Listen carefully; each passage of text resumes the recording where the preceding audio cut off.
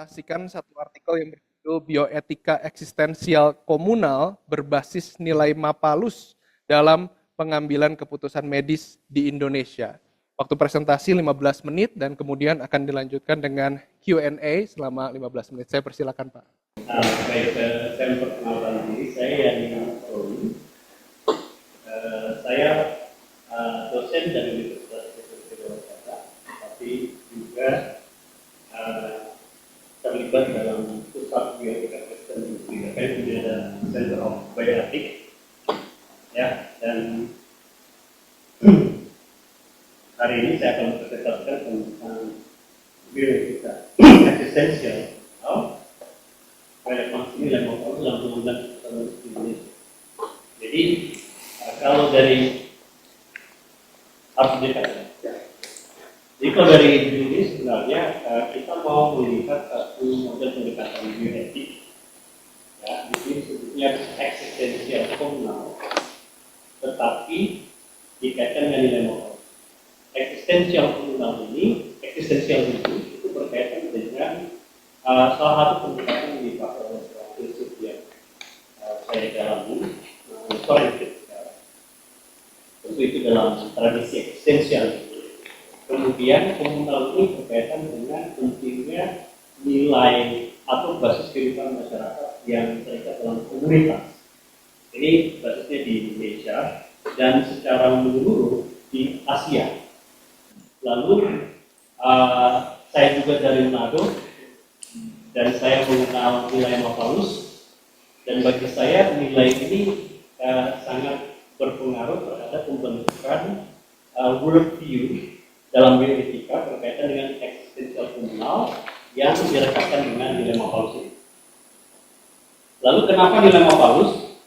Karena pada waktu saya mengikuti seminar dan simposium bioethics di Universitas Gajah Mada, saya akan berjumpa dengan seorang profesor dari Singapura, dan beliau kemudian menekankan pentingnya untuk mengkaji bioetika dari perspektif lokal. Dan ini menginspirasi saya dan juga teman-teman pusat bioetika Kristen untuk melihat bagaimana kita melihat nilai budaya kita untuk kita lekatkan dengan bioetika. Nah, secara bioetika itu berkaitan dengan penghargaan terhadap kehidupan. Itu kita sudah tahu itu, dan saya tidak akan masuk di dalam sana. Saya tidak langsung masuk ke penjelasan konsepnya. Secara historik latar belakang tadi saya sudah sedikit menjelaskan. Kemudian kita akan melihat pada bioetika dominan. Pendekatan bioetika komunal eksistensial terhadap modern dan perspektif teologis dan implikasi. Next slide. Kita hidup di era di mana teknologi medis mampu memperpanjang hidup, bahkan menunda kematian. Tetapi pertanyaannya bukan lagi sekedar bisa atau tidak, melainkan harus atau tidak. Disitulah menjadi persoalan. Next slide. Dalam bioetika itu ada menjadi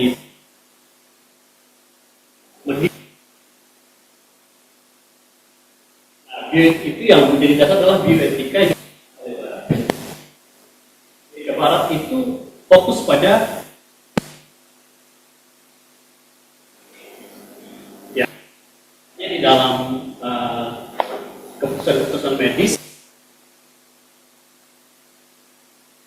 ini dilihat yang menjadi kekasan dalam bioetika dominan yang dikembangkan dari perspektif medis. Ini akan berdampak pada keseluruhan keluarga. Kisah berdampak. Ada satu anak yang pergi.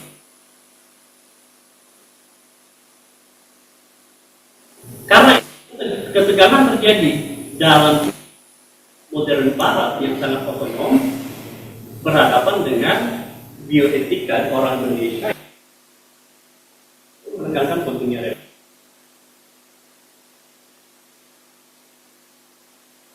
Hampir selalu berarti karena dari falsafah, ini falsafah yang dikembangkan oleh artinya orang lain. Itu adalah adalah orang adalah hidup, semua untuk menghidupkan. Hari ini di kebun saya, besok di kebun Pak Romi, atau di depan, maka orang yang sama akan datang ke kebun Pak Romi. Kita mengerjakan sama-sama tidak perlu dibayar. Jadi kalau kita punya kebun, maka kita akan mengerjakan bergiliran.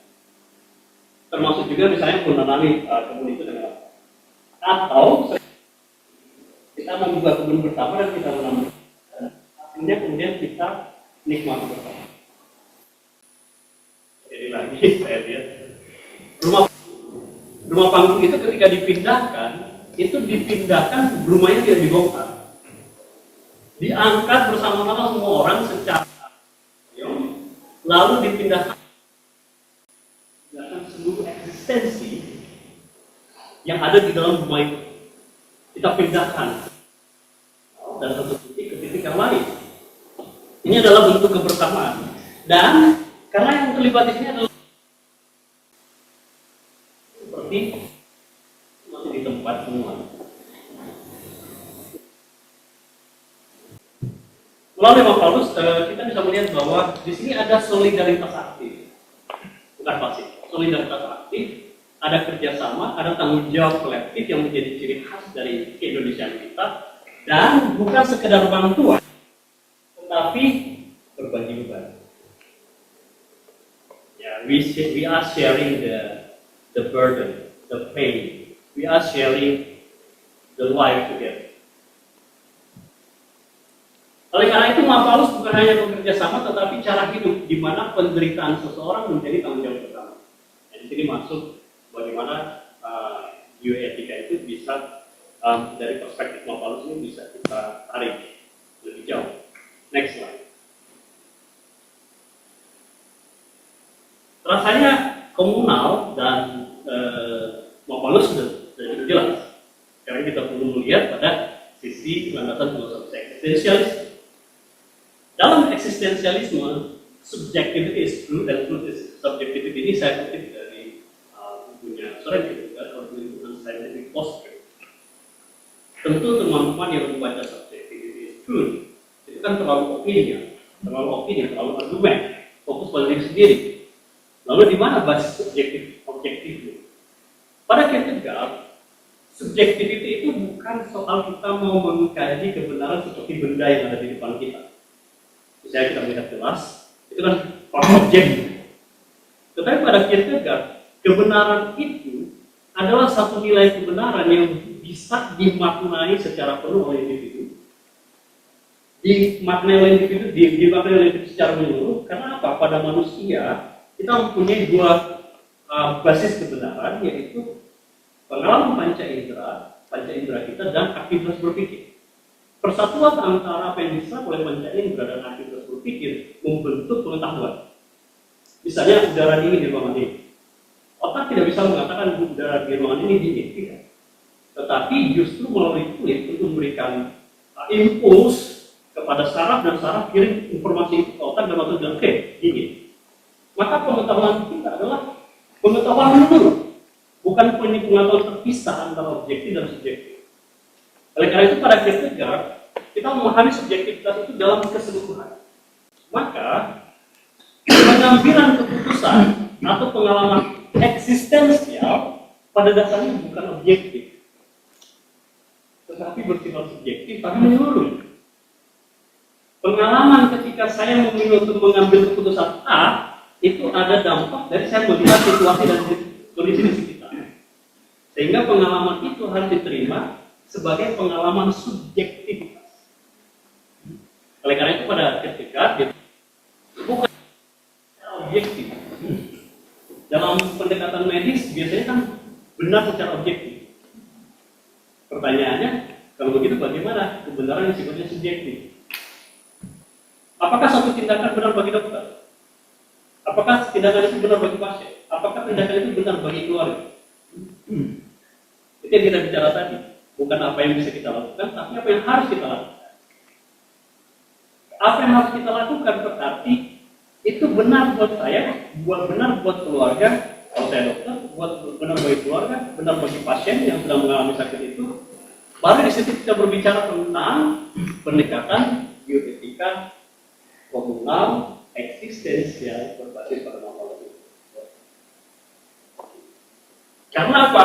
Ketika itu sudah terjadi, maka kebenaran bisa dihayati, tindakan itu bisa dihayati dan dimaknai secara, karena itu adalah hasil pilihan bersama.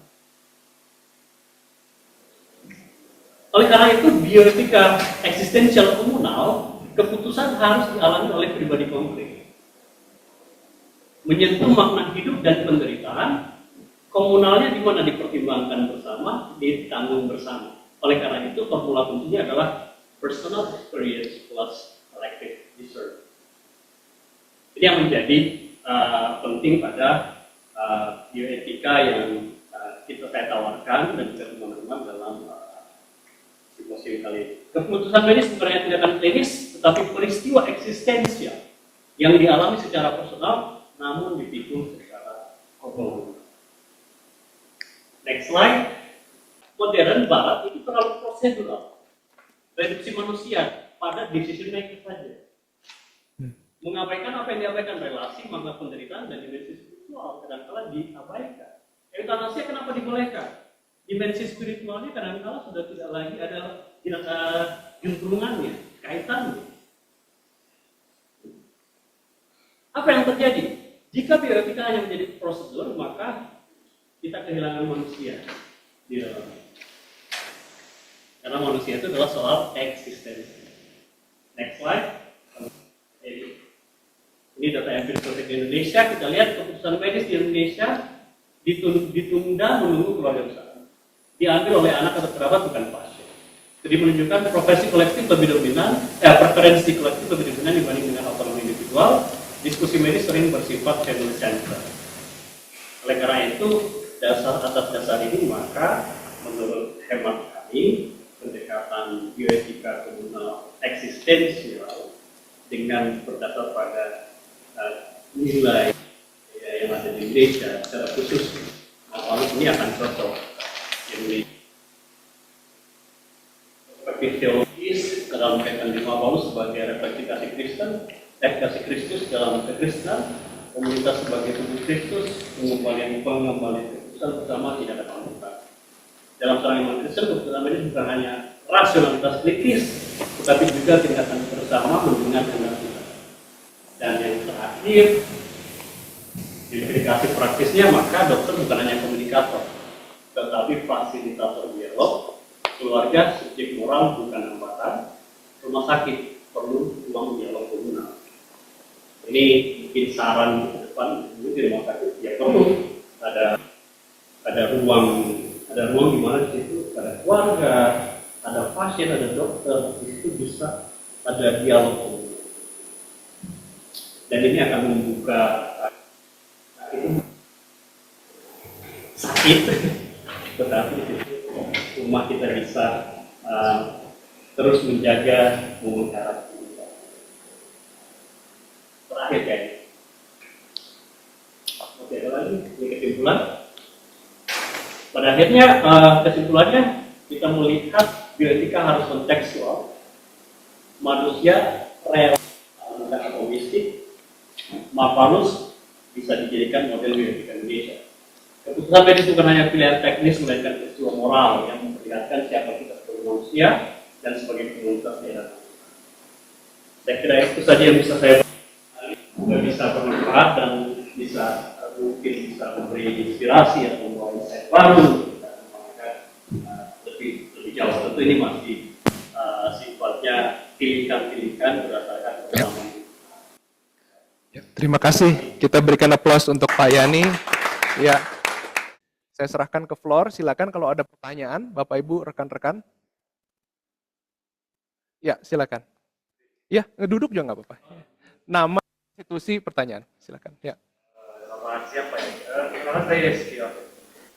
Pertanyaan saya kenapa Bapak ditulis kepada kawan-kawan saya ada namanya esensial, di mana pada dasarnya hidup itu ada esensinya, ada makna tertentu yang pakem ya, semua orang harus mengarah ke itu, atau mengarah ke absurdisme yang dipegang oleh hal pertama orang saya maknanya tidak jelas absurd saja. Oke, kita melihat pada manusia itu esensinya atau eksistensi. Ini pasti jadi perdebatan dalam melihat manusia. Kalau kita melihat pada esensi, maka manusia itu tidak secara objektif. Dia sudah ada apa adanya. Tapi kalau pada eksistensi, proses menjadi manusia itu dilihat secara sebagai becoming, proses menjadi. Manusia bukanlah makhluk yang sudah selesai, fix. Tapi kalau kita lihat pada esensinya, melihat pada naturnya, maka dia terkesan fix. Oleh karena itu perlu kita dalam perspektif. Kenapa saya pakai perspektif? Ya, itu yang juga saya dalami. Termasuk juga filsuf eksistensial umum saya mendalami area itu. Kierkegaard itu menekankan bahwa makna itu bukan berakhir pada absurditas seperti pada Albert Camus. Albert Camus itu melihat pada absurditas. Seperti orang yang mendorong batu besar gunung, kemudian diturunkan lagi, didorong lagi, diturunkan lagi. Maka itu kita berakhir pada absurditas yang tanpa makna.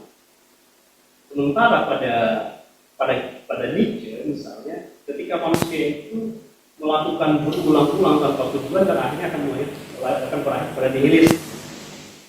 Nah, nihilisme ini berbahaya dalam diskusi-diskusi di eksistensialisme itu sangat berbahaya. Kenapa? Karena ini akan membuat manusia tidak lagi melihat makna di dalam eksistensinya. Nah, bagi Kierkegaard, karena dia dalam perspektif Kristen, ateistik, berbeda dengan Camus dan Nietzsche yang cenderung ateistik atau humanis kalau kita menyebutnya. Nah, dalam perspektif teistik selalu kita melihat kehadiran diri kita itu berespon dengan proses alam menciptakan kita. Harus ada tujuan. Seperti perjalanan waktu, ada awal dan ada akhir. Akhir ini akan memberi makna kenapa saya ada di awal. Dan di tengah-tengah dalam perjalanan itu, kenapa perjalanan ini bermakna? Karena saya berangkat dari awal, bagian tengah yang memberi makna untuk saat ini, tetapi yang saat ini juga ini akan kita lihat dalam pemaknaan di masa depan. Dalam proses garis waktu yang bergerak maju, progresif. Pada nihilisme dan pada pemikiran Albert Camus, waktunya nggak akan berjalan seperti itu. Dia seperti terjebak dalam satu loop yang terus berulang tanpa makna. Kalau dalam agama-agama yang lain, yang misalnya Hindu ataupun juga, biasanya melihat waktu itu ada sirkular, tetapi ada progres maju juga. Tetapi dalam nihilisme dia akan bergerak sirkular tanpa henti, berada dalam loop. Dan itu tergambar dalam film-film utopia di barat yang apokaliptik, yang dark. Itu sangat tergambar gitu. Oleh karena itu pada Kierkegaard, kita juga saat ini dalam diskusi Kristen ini menjadi relevan. Justru ketika kita berhadapan dengan Tuhan, Sang Pencipta, disitulah kita bertanya, why? Kenapa saya di sini? Dan untuk apa saya ada di sini? Dan saya kira sejalan juga dengan konten simposium kita hari ini, bahwa manusia itu adalah ciptaan Allah. Dan dalam in the image of God, Allah mau manusia juga menjadi ciptaan yang sesuai dengan apa yang dia. Mungkin itu yang bisa saya respon dari itu. Ya, terima kasih. Responnya Mas siapa tadi namanya? Siapa? Yeskiel. Oke ya. Jadi pertanyaannya Mas Yeskiel ini membuktikan ya, mungkin dokter itu juga filsuf ya. Karena terus-menerus memikirkan tentang kehidupan dan kematian ya. Sangat menarik. Ya, terutama saya pikir juga saya berasal dari 5 tahun paling di Papua dan menemukan bahwa ini kali keputusan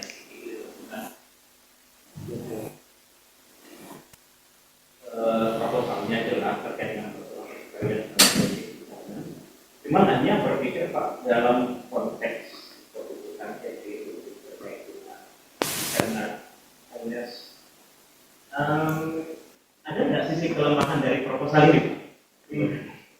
Ya, ini pertanyaan sulit ini karena mencari titik kelemahan sendiri. Oke. Saya melihat persis ada ketegangan sebenarnya ketika saya mengaitkan antara eksistensialisme yang menekankan peran individu dalam pencarian makna dengan pemaknaan pentingnya komunitas dalam menentukan arah dan tujuan misalnya dalam terminal illness. Itu ada tegangan. Misalnya saya beri contoh dalam kasus terminal illness seperti yang bilang tadi, pasiennya udah pengen mati. Ya, ini sangat tentu dari perspektif eksistensial ini sangat otentik karena dia melihat itu. Ini keinginan saya. Kenapa? Karena dia sudah kehilangan makna di situ. Makna hidup sudah tidak ada. Maka dia menekankan pentingnya individu untuk mengambil keputusan untuk mengakhiri itu. Keluarga di sisi lain melihat bahwa kehadirannya itu memberi makna bagi kami. Ada tarikan di sini. Lalu kalau kita mau menekankan pada perspektif eksistensialisme yang menekankan otentik, maka kita harus tunduk pada keinginan dari pasien. Harus tunduk. Oleh karena itu, dalam konsep yang saya tawarkan ada tegangan di sana, tetapi karena kita membuat dalam konteks Indonesia, justru itu bisa diberi jalan sedikit jalan keluar. Artinya begini, konteks Mapalus melihat bahwa ini adalah pergumulan kita bersama. Sama-sama kita bergumul. Lalu dalam konteks Indonesia yang komunal, kita melihat pentingnya keluarga. Lalu dalam perspektif kekristenan kita melihat bahwa makna itu kan bukan ditentukan oleh bagaimana kita mengakhiri hidup, tetapi bagaimana kita menjalani hidup. Dan eksistensialisme menekankan pada pentingnya penghargaan terhadap pemaknaan hidup itu sendiri, bukan pemaknaan kematian. Jadi saya melihat di dalam memang ada tegangan. Jadi ini bisa bermasalah kalau kita tidak bisa menemukan antara keturunan dari eksistensialisme, kemudian komunal dan Mapalus, lalu kekristenan. Saya sedikit bermain-main Pak dalam menghubungkan konsep-konsep yang diangkat itu. Tapi terima kasih, itu pertanyaan yang sangat serius. Tapi itu menarik. Terima kasih Pak. Thank you. Terima kasih jawabannya Pak Yani. Ya, ada dari Zoom atau kalau nggak ada mungkin kita harus biar sangat menarik sekali, tapi sayangnya karena keterbatasan waktu ya, mungkin kita harus move on ke next presenter. Kita beri applause untuk Pak Yani.